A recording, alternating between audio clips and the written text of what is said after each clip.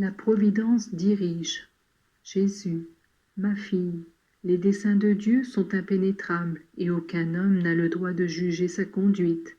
Toutefois, moi je peux t'éclairer, afin que tu puisses bénir le Seigneur en toute occasion, qu'elle soit bonne ou mauvaise à tes yeux.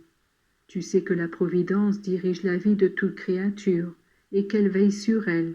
C'est pourquoi il vous a été dit avec justesse que même les cheveux de votre tête sont comptés.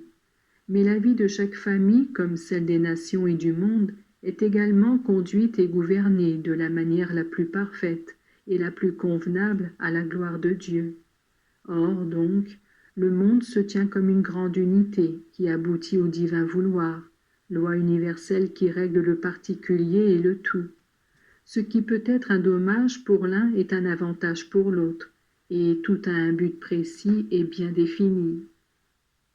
Au regard humain, les choses ou les événements ne présentent pas un aspect clair, car les créatures ont la vue courte et ce n'est qu'avec le recul du temps qu'elles sont en mesure de juger les événements. Devant Dieu, tout est clair et limpide. Il n'y a rien de caché, rien d'incertain.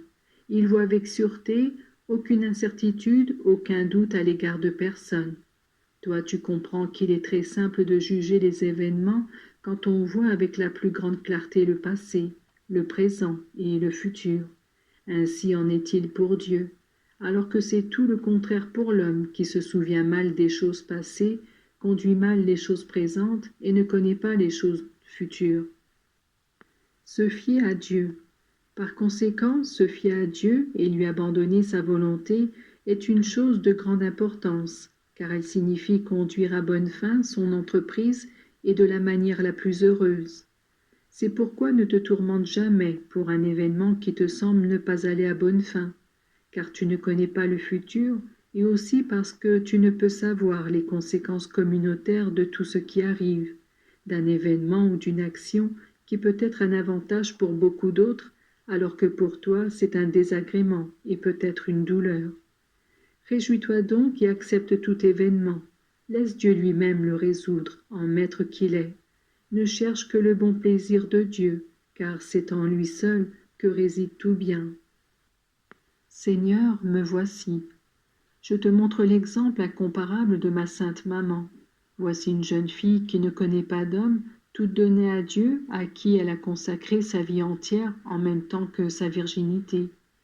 Dieu a beaucoup apprécié son offrande, mais il la met dans une situation où au regard des hommes il ne lui reste rien d'un tel privilège. Ma mère n'a pas posé trop de pourquoi. Elle aurait pu demander « Mais Seigneur, pourquoi m'inspires-tu une chose et m'en fais-tu faire une autre ?» Non, Marie obéit et par son fiat, elle rend possible à Dieu la réalisation du plan de la rédemption et du salut.